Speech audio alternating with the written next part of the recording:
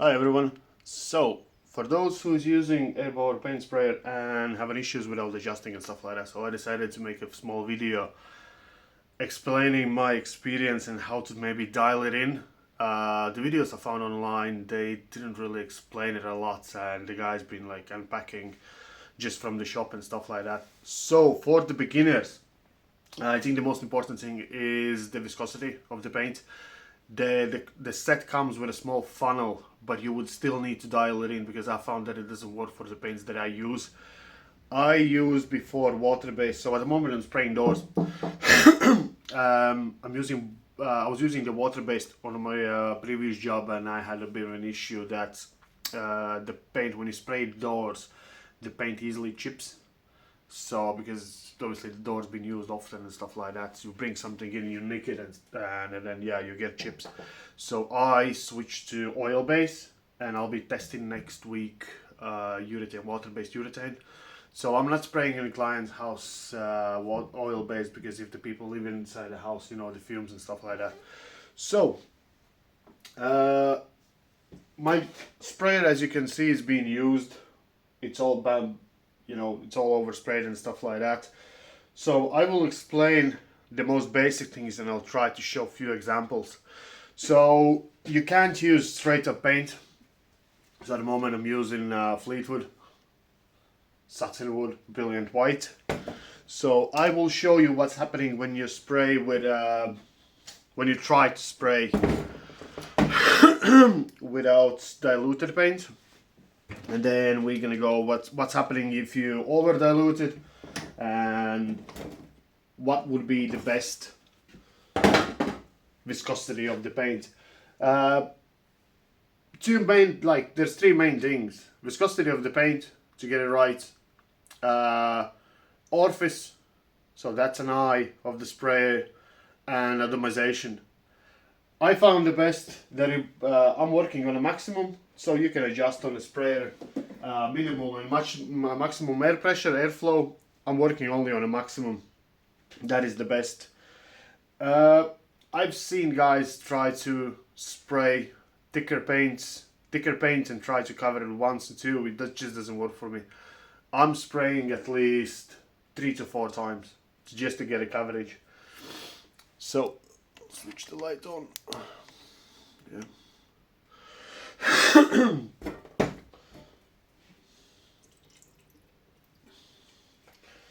So let's just put in straight up paint in. So that was mixed already, and it's over spilling, but it's fine. So just so you can see something, yeah.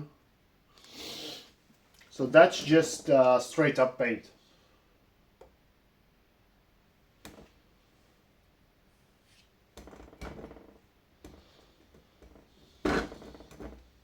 Yeah, I'm using finger. If you can use, if you want, you can use paintbrush and stuff like that.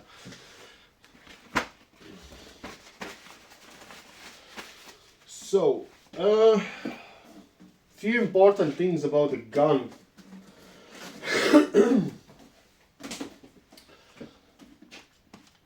Try to take this off.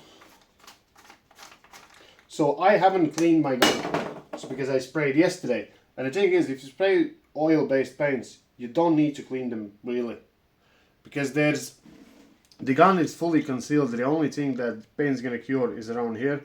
So tip, you can just take that off, wipe it, and if you spray like 3 days in a row same paint, cleaning the gun, having all the white spirits and stuff like that, it's pain in the ass. So if you spray, let's say I spray twice a day and maybe 2 days, 3 days in a row, I just keep the paint in a gun, and that's it. I don't need to clean it. I'll just clean the tip and I carry on spraying the next time.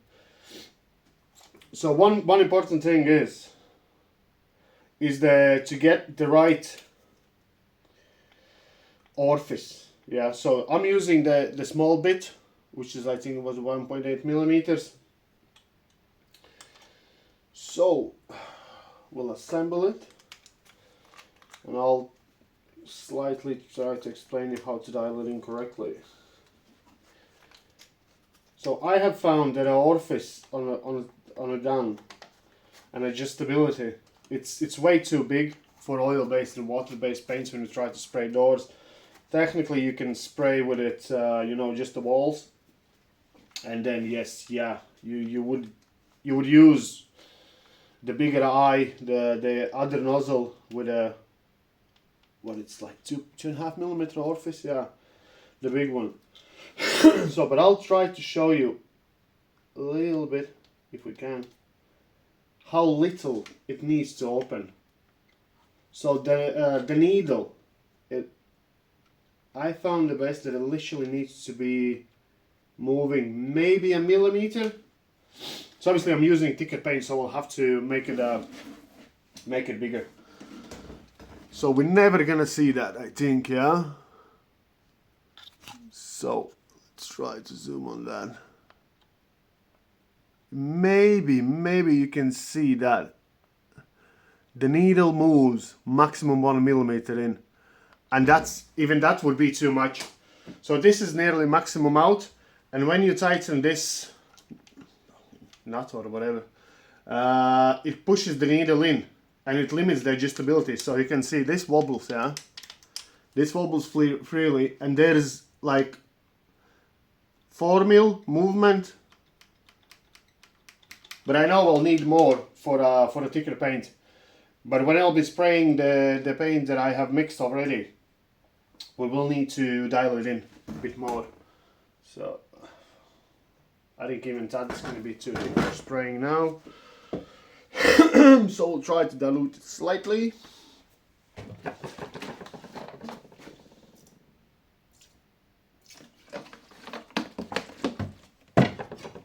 I know this video might be long, but nothing I can do about it.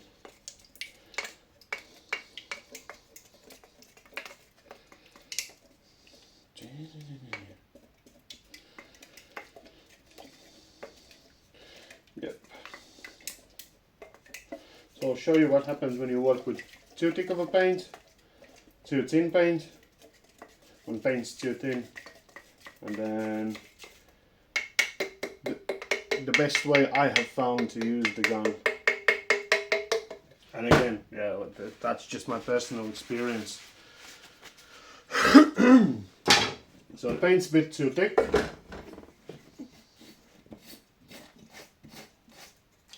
Obviously you need to use protection. I have hearing protection, I have face mask and stuff like that, but because we're not spraying a lot, just to show you.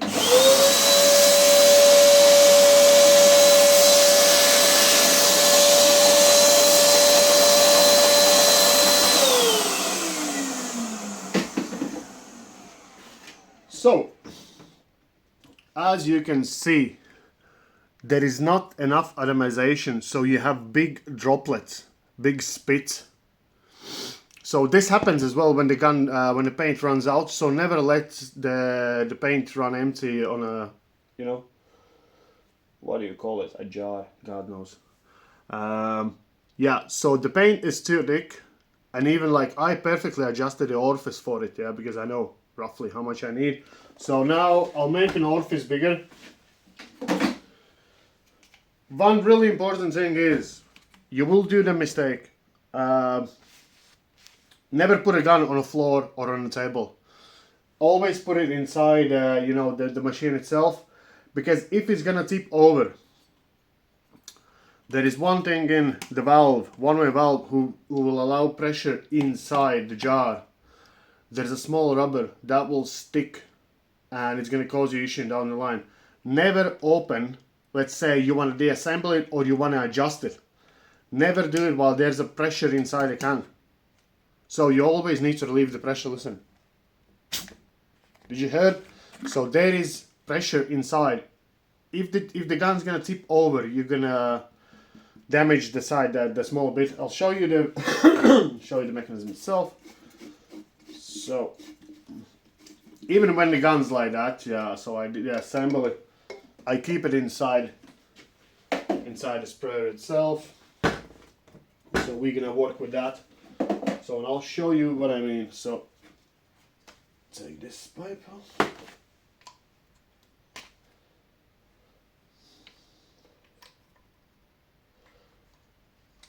So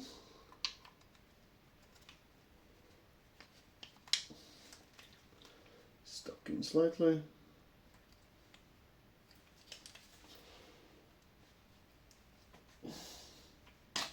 Yeah, there you go.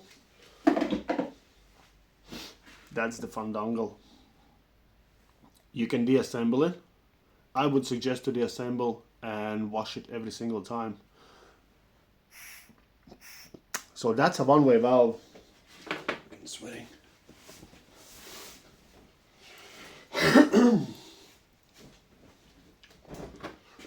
This thing unscrews. There's your spring, and there's a, I'm not gonna see it. Yep, see that orangey thing? That's a rubbery valve, so that needs to be cleaned. Because if that's stuck, it will blow the pressure inside the chamber, that's, yeah, through this pipe. And basically what it does, it blows the air in, it creates enough pressure to push the paint out. It pushes it out and it's going to be like jumping pressure, it's going to spit. So check always this one after the spraying. If you tipped your gun over, you need to stop, deassemble and clean it out. So this seems fine for today. Working okay. So the next thing, always relieve the pressure before you try to adjust. Like a little bit adjustment is fine if you're taking the nozzle off. So I'll show you why. Because if you will take the nozzle off, there's still pressure inside the chamber, yeah? As soon as you relieve it, so you're making an opening at this end, all the paint's gonna come out through that pipe and go inside the gun. Because this thing seals against that metal, and the only way the paint can get out is through the tip. But if you will try to take it out, unscrew it, it's gonna go inside the gun, and I can even show you what it creates. So my gun inside is all full with paint, because obviously when I started I didn't check the manuals and stuff like that. So it goes inside, and then when you try to restart the gun, it spits the paint out through the air channels, through here, not just through the nozzle where the paint should come out. And then you have a big mess, and you can mess up doors, which you need to wipe off, clean and stuff like that. So honestly, I learned that from my personal experience and personal mistakes. So always relieve the pressure and don't open a gun, basically.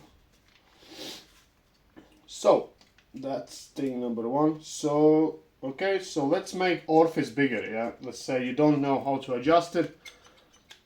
It's not even a max, it's on the middle. And I'll show you the spray pattern if it's in the middle. So I'm spraying the vertically at the moment. You can find other videos how to adjust the guns, spray patterns and stuff like that. They're quite well made, and I don't need to do and waste our time with that. So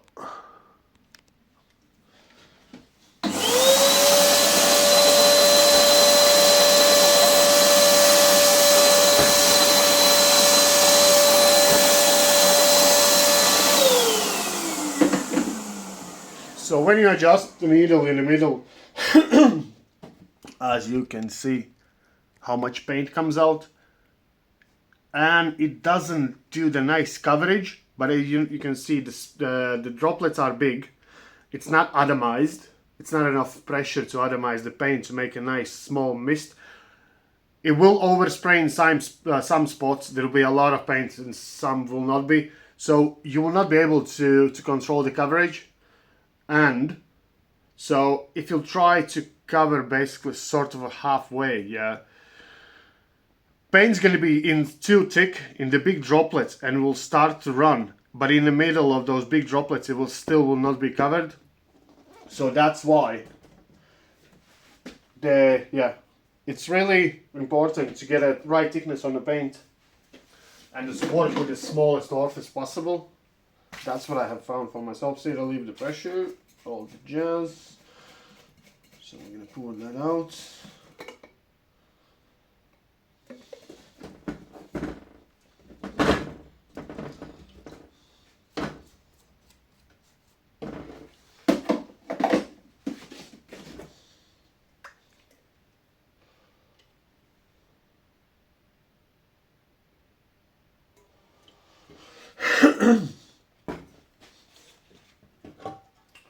Let's take some stuff away.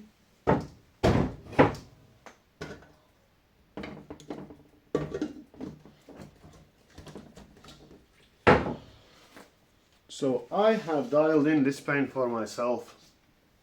Yeah, well, I'm no video creator, so sorry for the quality.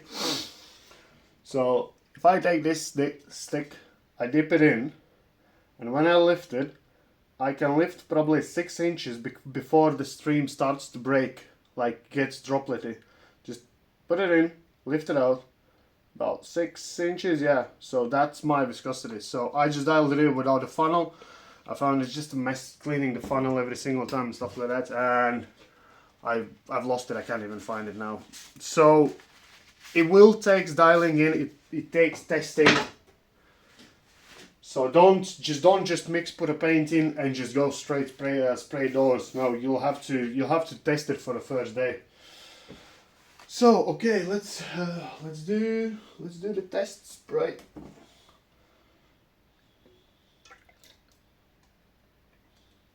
So don't overfill it as well. Don't go a little bit higher than the middle. That's because when you spray, you keep the gun tilted. Yeah. So when you will spray, you keep the gun tilted, and the can's tilted as well. So basically, it just slushes around, and you can get the paint inside the valve, which is gonna cause you issues down the line, and you're not gonna know that. Okay, let's take that bad boy away. And I'll try to show you how I'm spraying on this bad boy.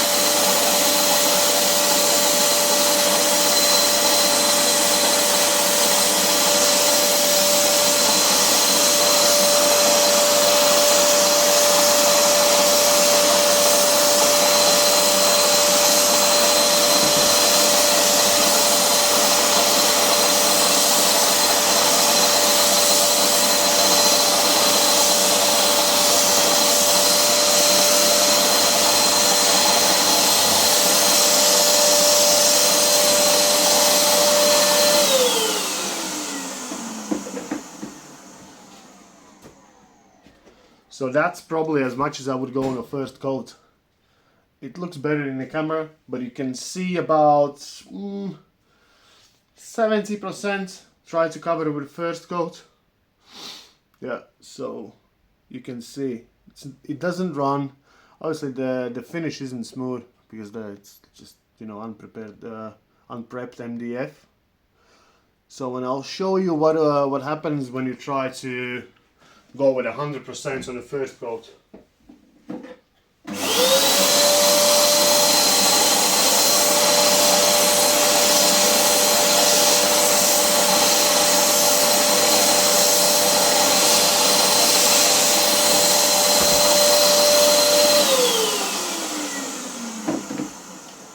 It's not even 100% coverage, but it's too thick.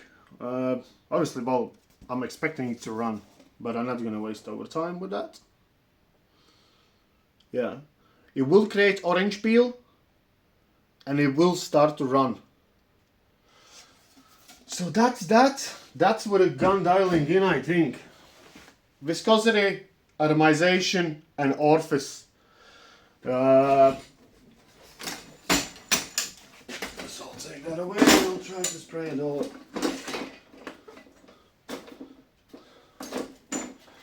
I will put some images of finished door at the end of the video so you can see the quality, because with a selfie camera it's just, you know, it's not going to do the justice. So you can see I sprayed this door yesterday once. It was primed, then it was sanded because the doors came from manufacturer in quite a bad shape. They were rough, and the primer they spray had like a bumps in it. So I've seen that on like first time. So if you will try to spray even 70% on this door, this edge can cause you a problem, because the paint will sag slightly, tiny bit, and you will basically, it will look like a run, although it's not run. So I have it on one door. Yeah, I have it on one door at the bottom, and I will wet sand it off. I could make a video to show it how to do it, but there's plenty out there. So yeah, let's spray this one door. Put my mask on. I wear hearing aid as well because I just don't like loud noises.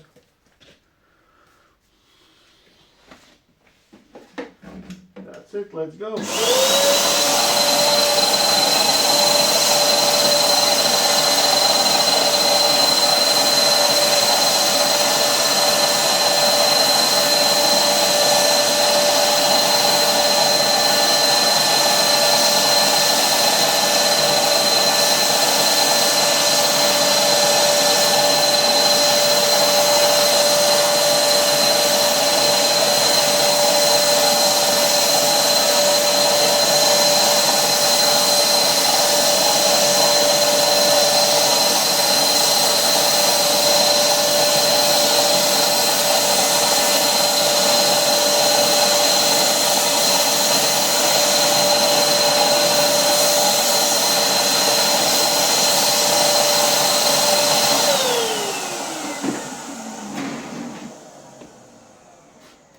So when you're spraying, yeah, 50% overlap.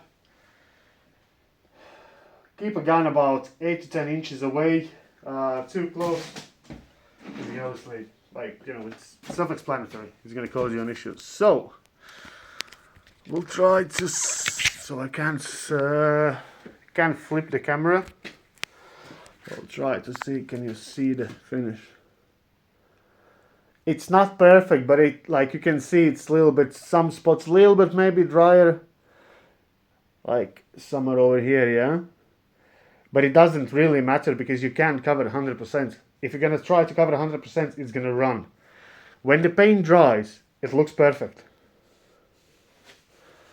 So when that's the finish, it is smooth. It's really, really nice. Obviously, it's not gloss, you know. It's not Ferrari. So, but yeah, that's what you can do. I'll spray these doors like a few more times. Probably I'll go with about 4 times. I'll be spraying these doors. I have five more doors to do because I don't have enough space. I'm moving the door after every spray. And that's basically my setup. This is how I store my doors. There are screws on the top and there's screws on the bottom, so the doors doesn't touch the floor. It's easy to move around. In case there's 2 people, you need to move them, stuff like that. You don't need to touch the door at any point. I found it the best, and then you can just hang a door from somewhere like that. Put one screw, put some loops in, and you can store 20 doors. You spray one, you move it to other point somewhere over there, hang it, and just go, and that's it. So, well, you need to work. If you don't have enough space, you need to find this, you know, solutions. So, and yeah, you can see the whites, yeah, and this is why you need to use mask. So that is paint. So, because I'm not spraying a lot, so I would suggest to go with a big full face mask and the glasses as well. I think that's it for the gun. Thank you everyone. I hope this helped. Because yeah, like I said, I was trying to find the videos to explain, to dial in, because I was completely novice. I sprayed with a gun that you can spray cars, and that was like 20 years ago. And yeah, couldn't find the right videos, how to dial it in, who would explain and stuff like that. So if you have any questions, ask. I will try to reply to them, and I might make like a video, explaining video. I will be testing that new urethane based, water based urethane paint next week. So I'll put another video. Okay, thanks everyone.